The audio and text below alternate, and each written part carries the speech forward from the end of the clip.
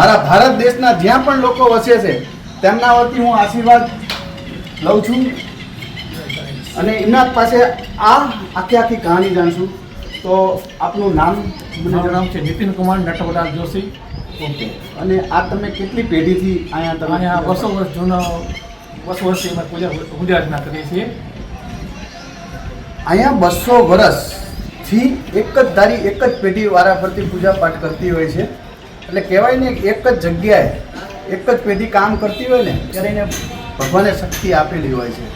તો હું આના ઇતિહાસ તરફ જઈ રહ્યો છું. તો આખી મારે સ્ટોરી લોકોને સાંભળવી છે. ઇતિહાસમાં હું નીતિનભાઈ નટવરદાસ જોશી ગણપતિના પૂજારી છું. આ ગણપતિ ગુજરાત રાજ્યના સુરેન્દ્રનગર જિલ્લાના ધાંગધ્રા તાલુકામાં બિરાજમાન છે. આ ગણપતિ આશરે 200 વર્ષ જૂનું છે. આ ગણપતિ આખા ભારતભરમાં 2 જગ્યાએ બિરાજમાન છે. એક ધાંગધ્રાનું બિરાજમાન છે, બીજા હૈદરાબાદના બોલપુરના પહાડી વિસ્તારમાં બિરાજમાન છે. આ ગણપતિની સ્થાપના અહીંના ધાંગધ્રાના રાજા શ્રી રણમલસિંહે સ્થાપના કરેલ છે. આ ગણપતિ 7 ફૂટની એક જ પથ્થરમાંથી બનાવેલી છે. આ ગણપતિમાં ખાસ કરીને એક દંત હોવાથી એક દંતા તરીકે ઓળખવામાં આવે છે. આ ગણપતિની ખાસ આખા સંપૂર્ણ ફેમિલી સાથે સંપૂર્ણ પરિવાર સાથે બિરાજમાન છે. તેમને સર્પની જરૂર ધારણ કરેલ છે. તેમના પત્ની સિદ્ધિ બુદ્ધિ તેમજ એમના કાર્તિકે તેમજ સંપૂર્ણ બિરાજમાન છે. આ ગણપતિની ખાસ વિશેષતા એ છે કે એક દંત હોય તેમજ ભારતભરમાં આવા ગણપતિ બહુ ઓછા જોવા મળે છે. તેમજ અહીંયા ભાદરવા મહિનામાં તેમજ વૈશાખ મહિનામાં હવન હોમ થાય છે, પૂજા અર્ચના કરવામાં આવે છે અને ખૂબ ધાંગધ્રાની સર્વ ધર્મ પ્રેમી અહીંયા દર્શન માટે મેળો ભરાય છે અને દરેકની મનોકામના દાદા અવશ્ય પરિપૂર્ણ કરે છે. ખાસ બીજું કે તેમાં ત્રાહિત વ્યક્તિ દ્વારા જો તમે બાધા રાખવામાં આવે તો એ અવશ્ય મનોકામના દાદા પરિપૂર્ણ કરે છે. આ ગણપતિ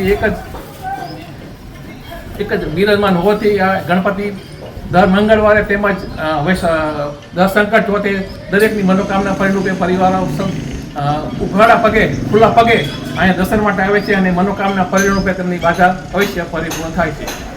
કહેવાનો મતલબ એવો છે કે જ્યારે બાધા હોય છે ને ત્યારે કોઈ પણ જગ્યાએથી આજે વિદેશમાંથી મેં બાધા રાખી તેને મારી પૂરી થઈ તો અમુક કિલોમીટરથી લોકો પગમાં ખુલ્લા પગે આવે છે અને એમાં એમ કહેવાય કે અંદરથી એટલું એમને ઓલો ખુશી હોય છે કે વાત ન પૂછો.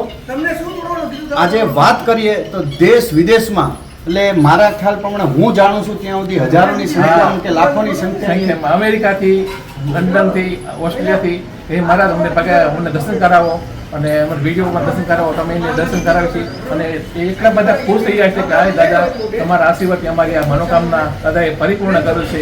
દાદાને હું નમસ્કાર કરું છું, પ્રણામ કરું છું અને દર્શન કરાવું છું. એટલે અત્યારની આધુનિક જગ્યા જે ડિજિટલ આવી ગયું છે એટલે લોકો રોજ એમના ઉપર 50 થી 100 કોલ પણ એવા આવે છે કે અમને દર્શન કરાવો. એટલે આટલી આસ્થા છે. તમારું પણ કોઈ પણ કામ અટકતું હોય તો અવશ્ય તમે એક સંકલ્પ કરજો અને પછી તમે વિચારીને કહેજો કે શું થયું. અને જો તમે અહીંયા બાધા રાખી અને તમારી પૂરી થઈ ગઈ હોય તો પણ તમે કોમેન્ટમાં જણાવજો જેથી કરીને બીજા લોકોને ખ્યાલ આવે. અહીંયા બીજું કોઈ નથી, તમારી આસ્થા ભગવાન પ્રત્યેની હોવી જોઈએ.